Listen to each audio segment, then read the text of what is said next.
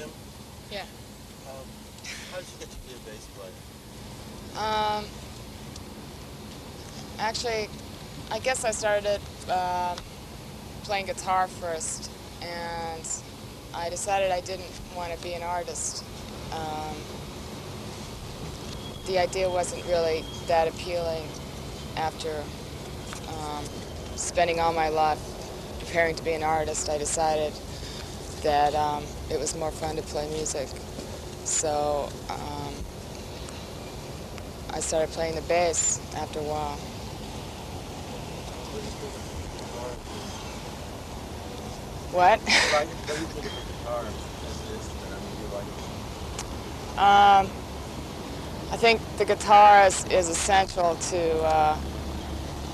rock and roll because it's an extension of the body, and it's the physical directness of your or a boy's or a girl's relationship to a guitar is what's going to make the music good or what's going to make it, not so happening. Can you tell me a little bit about the Harry Cruz project that you're working Harry Cruz is this band I have with Lydia Lunch and this other girl, Lisa. And it just sort of came about because we wanted to do something that was sort of simple, or getting back to just the idea of doing something really basic in music where we could forget about all the complications that come up when you have careers, or you start to have careers if you're successful in a band, or like what she does now, doing readings. And so we just kind of wanted to bond in a female way.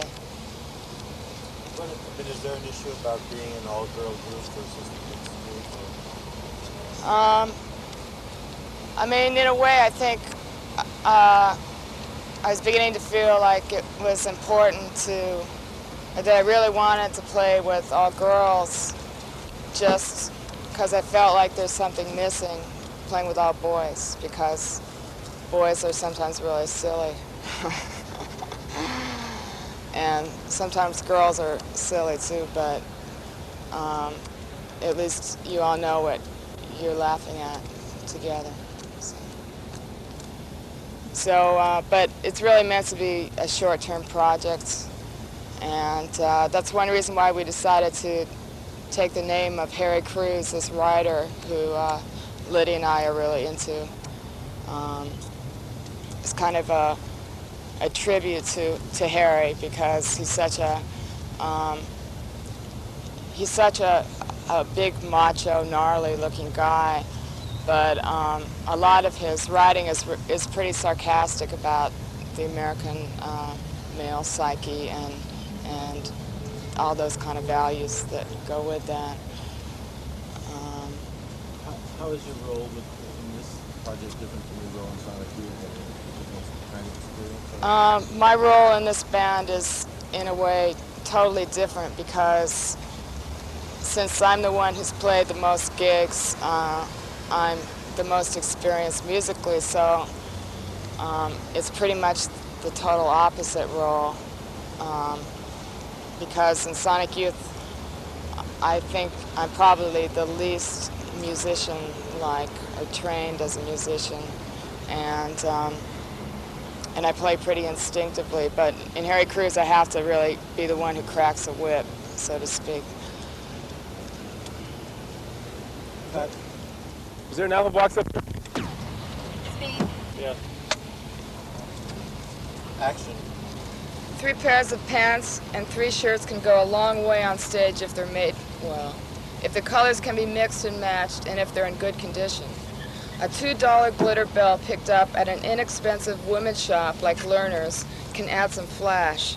So can a vest made out of leftover fabric scraps. This is this book. This chapter is called Shopping for Clothes. The book's called So You Want to Be a Rock and Roll Star. And everything in this book is true. So you should buy a copy so you can be a rock and roll star. What made you decide to cover Addicted to Love? I decided to cover Addicted to Love because I liked the video. I thought the video was really funny. And I also thought that I could sing it because it was so monotone, and I tend to sing in kind of a monotone or sort of non-melody. And so, but tell a little bit about the circumstances of making it, how you did it. How I made the video?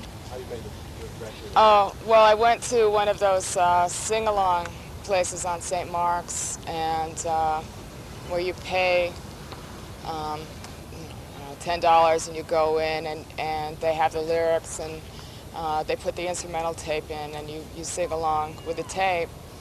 And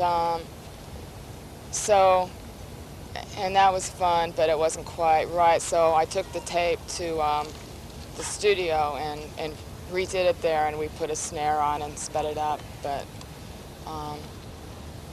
so when it came time to do the video, I decided to go to Macy's, because Macy's has one of those video places where you go in and you pick your background, and for $18 you can walk out 5 minutes later with MTV broadcast quality tape. So.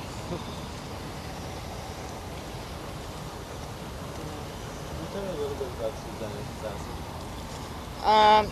Susanna Sasek, who isn't in this film because she's extremely camera shy, is the person who does our lights, and she's a friend of ours. She travels with us. We sort of refer to her as our goddess of light because she wears a lot of glitter, and she's very white skinned, and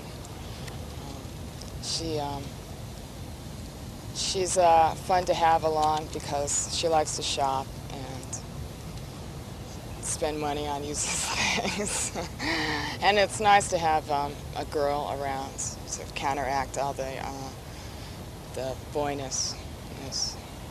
Did you have a role model as women in rock when you were starting out? I didn't really have a role model for a girl when I was starting out, except that I'd heard Lydia on Teenage Jesus, and I was a big Teenage Jesus fan. But I always had, actually I always had boyfriends who were musicians, and I was totally into hero-worshipping male guitarists, and you know, I was really into that. I was really into being a fan. And when you play the guitar, are you aware of it being a very masculine male ego symbol? I don't know, since I play the bass, I don't technically, the bass guitar is, you know, is actually different from the guitar. It's heavier, it's like more grounded, it's more of a,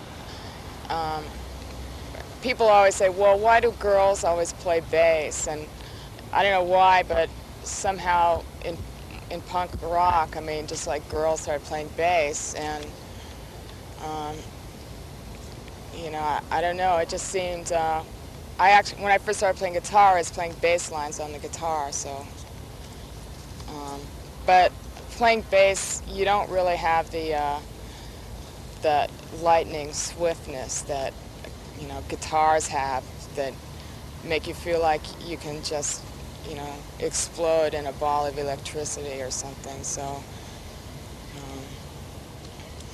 I have a smaller bass now, so I feel more like a rocker than I used to.